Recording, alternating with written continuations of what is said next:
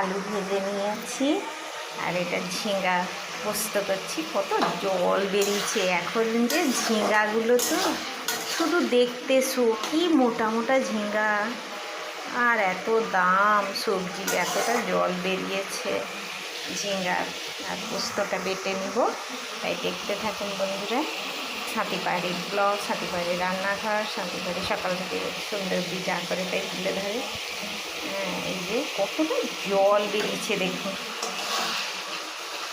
কতগুলো, 3টে ঝিঙে বড় বড় কেটেছিলাম। এই যে আলুও হয়ে এসছে। এবার পোস্তটা বেটে জলটা মরলে পোস্তটা দিয়ে নেড়ে তারপরে জল দেবো, একটু সামান্য দিলেই ভালো টেস্ট হয়। কমে গেছে, এবার পোস্তটা দিয়ে দিব, ব্যাস। আর বেশি জল দেবো না।